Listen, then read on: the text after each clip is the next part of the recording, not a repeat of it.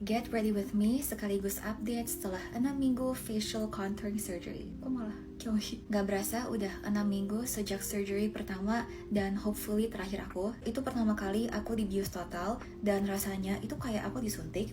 Aku tuh gak ngitung, pokoknya aku langsung tidur dan bangun-bangun muka aku udah bonyok. Jujur, recovery has been tough gara-gara aku tuh gak boleh ngunyah selama 4 minggu. Sekarang aku udah boleh makan, cuman aku gak boleh makan yang keras-keras kayak steak lah, daging-dagingan. Hal yang paling tough by far adalah bengkaknya.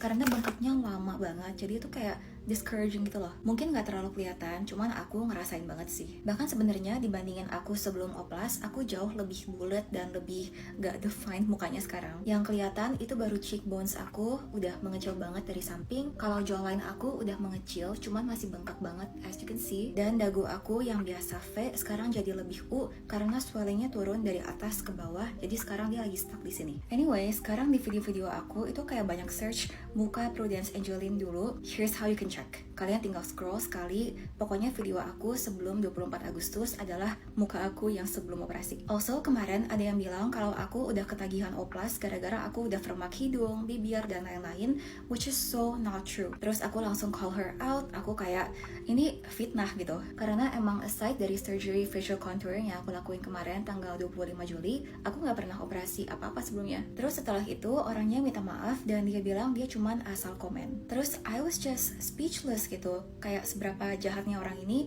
dia bahkan gak kenal sama aku, cuman dia bisa menyebar fitnah tentang aku dengan segitu gampangnya. Tapi untungnya aku lumayan jarang dapat komen-komen jahat, kayaknya karena audiens aku mostly emang orang-orang baik. Dan aku adalah tipe yang kalau misalnya aku dapat komen jahat, bukan kritikan, cuman kayak komen jahat, aku bakal langsung blok aja. Karena logically kalau mereka emang suka sama konten aku, kayaknya nggak mungkin mereka bakal komen yang sejahat itu gitu.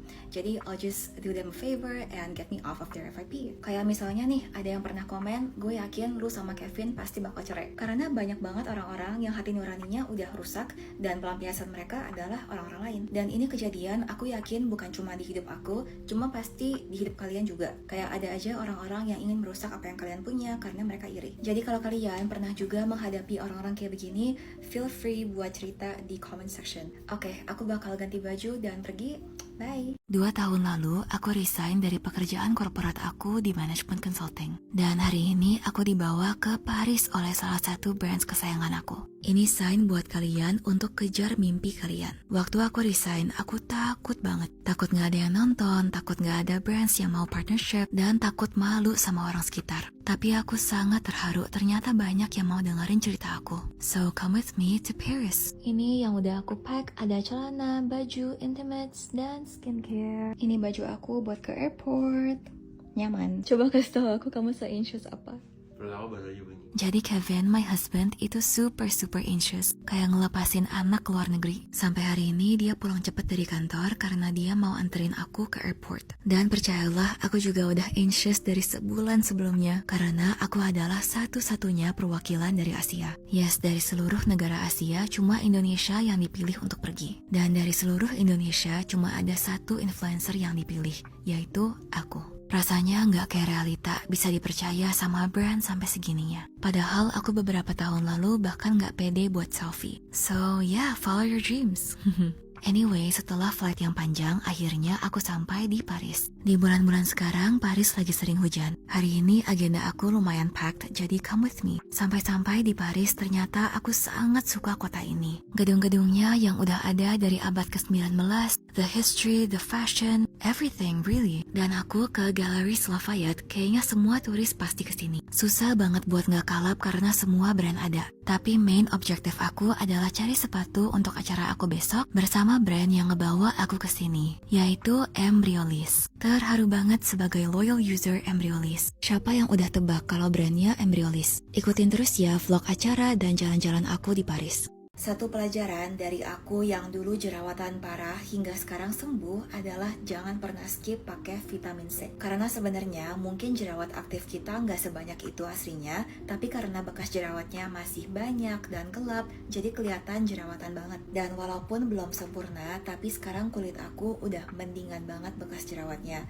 Semua ini gara-gara setiap pagi aku pakai serum vitamin C. Serum vitamin C sama sekali nggak perlu mahal, karena salah satu yang menurut aku bagus adalah pertama dari Something. Ini adalah vitamin C berkonsentrasi tinggi, udah 12%. Nah, serum ini selain dia bisa mudarin bekas jerawat yang udah ada, dia juga bisa mencegah bekas jerawat hitam baru buat terbentuk. Karena vitamin C bisa nge-disrupt produksi melanin, yaitu dalang di balik PIH. Dan aku juga prefer pakai dia pagi-pagi karena vitamin C adalah antioksidan. Jadi bisa melindungi kulit kita dari matahari dan polutan. Bukan cuma vitamin C, tapi dia juga mengandung gluta-bright, yaitu bahan yang dipatent oleh Something. Finishnya sebenarnya masih ringan, cuman agak sedikit ada rasa-rasa oily-nya gitu. Tapi emang hasilnya di aku oke, jadi bekas jerawatnya nggak terlalu merah dan gelap. Kulit juga kelihatan lebih nggak kusam dan lebih translucent gitu. 2025 no more makeup dempul. Ini adalah caranya skin prep buat dapetin finish yang flawless dan glowy kayak gini. Jadi buat skin prep, biasanya aku pakai dua produk ini, yaitu Embryolisse sama Dalba. Aku udah bahas tentang combo ini many times karena emang combo ini sangat works on my oily skin. Jadi step pertama adalah pakai Embryolisse sebagai moisturizer. Sebenarnya supaya makeup bisa nempel, it's very important buat punya kulit yang well hydrated. Makanya Embryolisse bisa mencegah foundation nge-crack di area kulit yang kering. Nah, step kedua ini yaitu pakai Dalba adalah step yang menurut aku paling penting. Kalau kalian mau makeup yang glowy tapi nggak oily,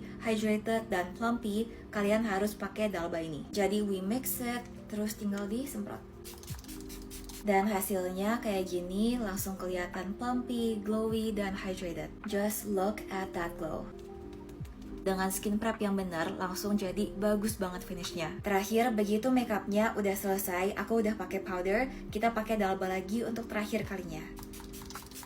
Dan kulitnya langsung jadi glowy lagi kayak gini. Cakep banget finishnya. 2025 no more makeup dempul, kalian harus coba combo ini.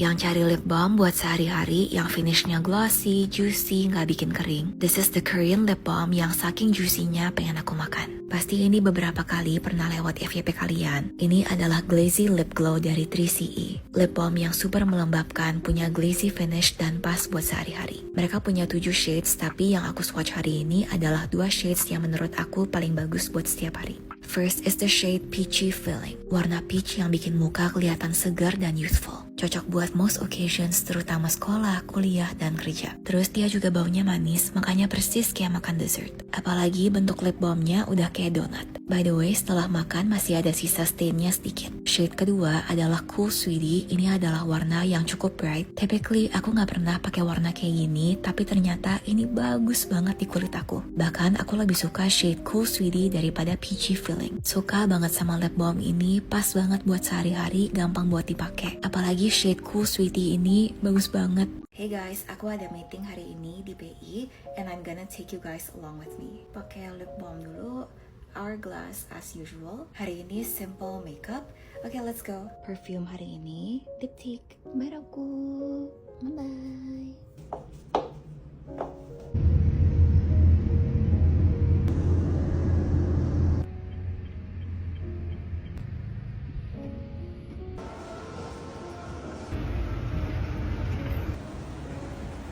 Sering banget ngasih orang kakak. Thank you. Mau cobain dua ini, kayaknya lucu. Ini kalau hitam kurang ya?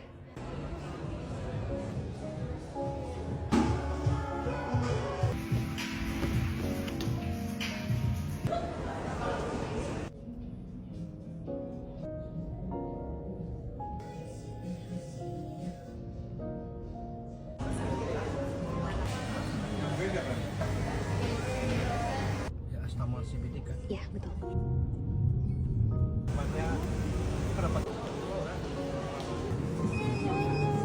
Ada bakso goreng.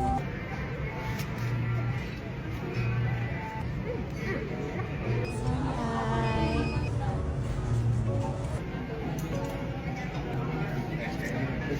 Core identity dari Boat Noodle tuh Ini kayak menarik.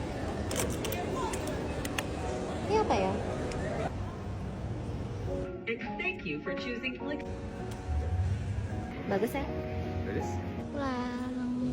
A day in my life ketika aku merasa nggak mood ngapa-ngapain. Pagi-pagi aku merasa rambut aku lepek padahal baru keramas kemarin sorenya. Jadi aku keramasin poni aja. I made some coffee dan kita baru dikasih KitchenAid sama mertua aku. I love her, she's the best. Terus kita skincarean dulu. Pagi ini aku pakai Triple Acid Pre-Serum dari Kiehl's. Dia mengandung 8,6% PHA, AHA, dan BHA, bikin kulit instantly lebih halus. Setiap pagi aku wajib pakai serum vitamin C buat mudahin PIH. One of my favorites adalah Dark Spot Solutionnya Kiehl's karena ringan, bikin plumpy, dan efektif. Terakhir tinggal pakai moisturizer and look at how hydrated my skin is. Dalam sehari ada 3 waktu kesukaan aku dan yang pertama